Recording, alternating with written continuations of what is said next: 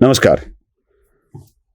प्रसार माध्यमांवर सोशल मीडियावर चाललेल्या दोन मुलाखती, या दोन मुलाखतीचं निमित्त काही बाबा म्हणजे खरात आणि तो ऋषिकेश वैद्य यांचे कारनामे, आणि या कारनाम्यानंतर भोंदूपणा, ढोंगबाजी, साधू, धर्म या विषयावर घेतल्या गेलेल्या दोन मुलाखती.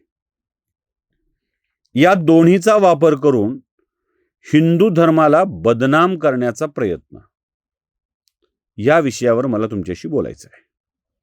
काही स्पष्ट गोष्टी समोर ठेवायच्यात.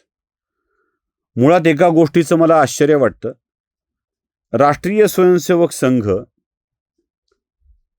तपश्चर्या, साधना या विषयावर फोकस करतो, पण साधना हे समाजवाद्यांचं मुखपत्र आहे.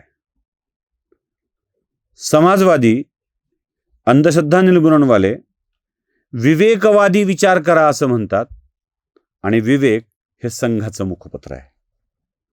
काय घोटाळा आहे मला कळत नाही. म्हणजे ज्या विचाराचा पुरस्कर्ता आहे त्याचे मुखपत्राची नावं त्यांच्या विरुद्ध विचाराकडे आहेत, अगदी टोकाच्या विरोधी विचारांच्याकडे आहेत. आता गंमत अशी आहे की विवेकाच्या गप्पा मारून साधना करणारे म्हणत नाही मी, विवेकाच्या गप्पा मारून साधना काढणारे म्हणजे प्रकाशित करणारे वेगळाच विषय बोलत राहतात. आणि आणखी एक मुलाखत देताना एक वेगळा विषय येतो. BBC मराठी, BBC म्हणजे प्रपोगंड्याचा बादशाह, भारतातल्या संस्कृतीची, धर्माची कशी वाट लावायची हे ठरवून आलेले. म्हणजे एक ती ईस्ट इंडिया कंपनी आणि त्यानंतर ही BBC, या दोनच कंपन्या आहेत ज्यांनी आपल्या देशामध्ये पार, आणि BBC विषयी तर मी पुराव्यासहित बोलतो. म्हणजे काय त्यांनी माझ्यावर करायचंय ते करावं. ते किती कटपणे वागतात ते मी दाखवून देऊ शकतो. म्हणजे भारताच्या नकाशाशी जे छेडछाड करू शकतात आणि पुन्हा बोंब मारली की बदलतात. आम्हीच बोंब मारली म्हणून बदलले होते. त्यांचं अजेंडा काय बघा. नरेंद्र दाभोलकरांचा मुलगा हमीद दाभोलकर, माझ्या दृष्टीनं हमीद दाभोलकरांचं एवढंच कर्तृत्व, ते नरेंद्र दाभोलकरांचे चिरंजीव म्हणून पुढे नावारूपाला आले. यांची मुलाखत BBCने घेतली. त्यांनी एक त्यात रहस्योद्घाटन केलं. म्हणजे विलासरावांना भेटायला गेलो, विलासरावांना भेटलो म्हणजे वडील गेले होते नरेंद्र दाभोलकर, आणि गेल्यावर अंधश्रद्धा निर्मूलन समितीच्या कायद्याबाबत विलासराव काहीतरी बोलले होते. ते हमीद दाभोलकर बोलतायत, ते जरा ऐका. की ज्या वेळेला विलासराव देशमुख मुख्यमंत्री असताना डॉक्टर दाभोलकर त्यांच्याकडे गेलेले, तर ते त्यांना असं म्हटले की ह्या कायद्यामध्ये काही चुकीचं नाहीये, हे मला माहिती आहे. विलासराव देशमुख त्यांना असं म्हटले, पण अडचण आमची अशी, आम्ही पडलो राजकारणी. हे जे भोंदूबाबा बुवा आहेत त्यांच्या मागं लाखोची जनता आहे आणि तुमच्या पाठीमागं 50-100 लोक देखील नाहीत. मग कशासाठी हे करायचं? म्हणजे ही राजकारण्यांची मानसिकता राहिलेली आहे आपल्याकडे. की पाहिलं, त्यांचं म्हणणं आहे की विलासराव म्हणाले लाखो लोक त्या भोंदूबाबांच्या मागे असतात, तुमच्या मागे 100-50 लोक असतात, म्हणजे कोणीच नसतात. विलासरावांना खरं कळलं होतं. म्हणजे ह्या असल्यांच्या मागं कोणीच नसतं. उठसूट एकाच माणसाला ठोकायचं, एकाच धर्माला ठोकायचं याची सवय असणाऱ्यांच्या मागं राहणार कोण ना. श्रद्धा निर्मूलन समिती चालवल्यामुळं गडबड होते. अंधश्रद्धा निर्मूलन समिती चालवली तर काय अडचण नाही. तर या सगळ्यांना विलासरावांनी दिलेलं ते उत्तर होतं. बरं, या उत्तराच्या नंतर दाभोलकरांनी अजून काहीतरी विलासरावांना सांगितलं, ते हमीद दाभोलकर सांगतात, ते ऐका. दाभोलकरांनी त्यावेळेला विलासराव देशमुखांना देऊन ठेवलंय. ते त्यांना असं म्हटलेले की खरं जर ही परिस्थिती बदलायची असेल तर ह्याचं उत्तर पण तुमच्याकडेच आहे, कारण तुमच्या अखत्यारीमध्ये या राज्यातल्या काही लाख शाळा आणि काही लाख विद्यार्थी येतात. तुम्ही जर ठरवलं की पहिलीपासून विद्यार्थ्यांच्या अभ्यासक्रमामध्ये चिकित्सक मनोभाव आणि वैज्ञानिक दृष्टिकोनाचा मध्यवर्ती गाभा घटक असेल, तर ही परिस्थिती 5 वर्षामध्ये बदलू शकते. म्हणजे आपल्या मागची माणसं वाढवू असं नाही म्हणाले. ते म्हणाले तुमच्याकडे शाळा आहेत ना, शाळेतल्या पोरांना शिकवा, त्यांना धर्म काय, चिकित्सा काय चिकित्सक मनोभाव आणि वैज्ञानिक दृष्टिकोन, याला असले जाडजाड शब्द वापरले ना की उगाच काहीतरी फार विद्वान असल्यासारखं वाटतं. आमच्यासारखं सामान्य भाषा वापरणारा माणूस उथळ, मनोरंजन करणारा असं वाटू शकतं, आणि फार असे चिकित्सक मनोभाव आणि वैज्ञानिक दृष्टिकोन निर्माण करण्यासाठी लहान लहान पिढीमध्ये हे संस्कार रुजवणाऱ्या लोकांना, म्हणजे हे विचार रुजविणाऱ्या व्यवस्थांना जन्माला घालून पुरोगामी महाराष्ट्राला वैभवाकडे घेऊन जाईल अशी पिढी निर्माण करण्याचं कार्य राज्य सरकारला करावं. जड वाटतंय, धड धड धड धड. पत्र्यावर पाऊस नाही, पत्र्यावर दगड पडल्यासारखं वाटतंय, गारगोट्या डोक्यावर तशा पडल्यासारखं वाटतंय असं बोललं की. तर हे करायला लावा त्यांचं म्हणणं होतं. म्हणजे धर्माच्या नानाची टांग असंच शिकवा पोरांना, हे यांना सांगायचं होतं. बरं, यांची ही पद्धत, कार्यपद्धती अशीच कायम आहे, म्हणून मी दुसरी मुलाखतीचा विषय केला.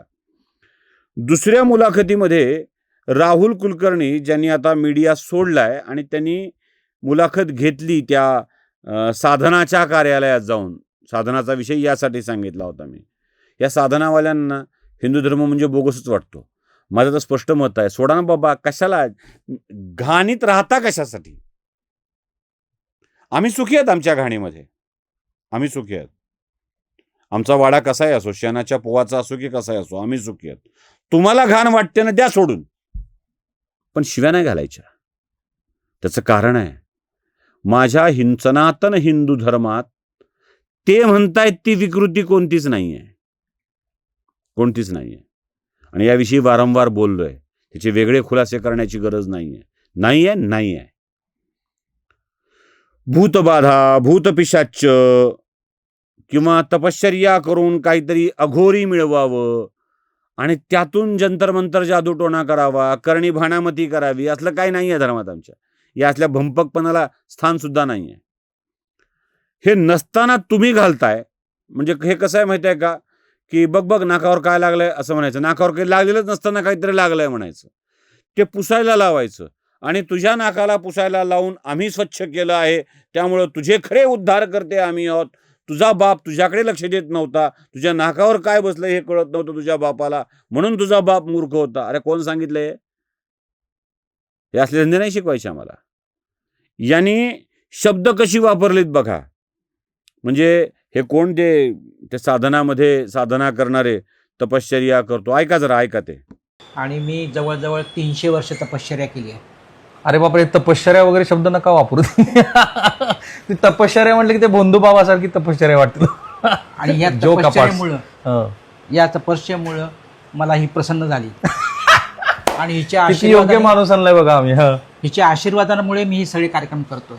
ह्याच्यात जीव हिच्यामुळे मला टाकला सिद्धी की प्राप्त झाली आहे. वाह, झकास. आणि त्याच्यामुळे मला शक्ती आलेली आहे. हिच्यामुळे मी सगळं प्रयोग करतो.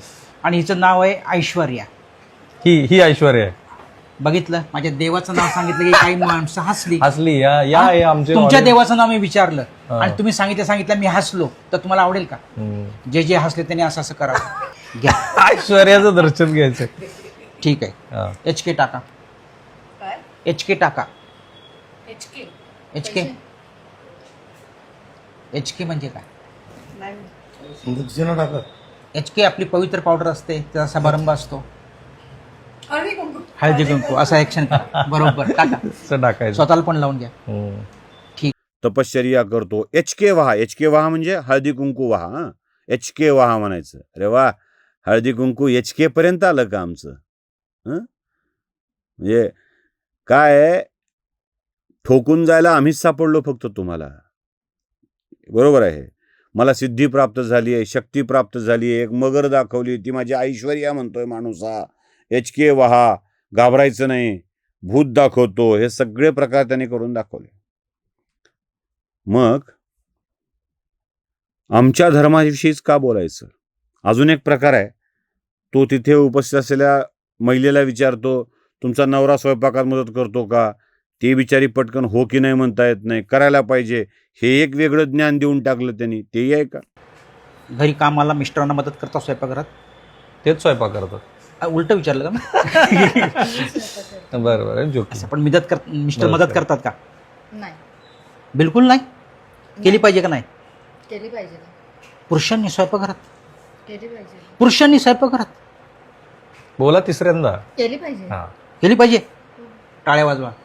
पाहिलं, विश्वास का श्रद्धा या विषयावर ते उगाचच आपल्याच माणसांना बोलत राहतात. विश्वास का श्रद्धा, ते आहे का? ग्लास आहे, पेपर ग्लास आहे हा, त्याच्यामध्ये मी दूध पाणी टाकतोय. टाकू का? हो टाका ना. ऐश्वर्या, विश्वास आहे का नाही? आहे. विश्वास आहे का श्रद्धा आहे? श्रद्धा विश्वास दोन्ही पण आहे. नीट सांगा, श्रद्धा आहे का विश्वास आहे?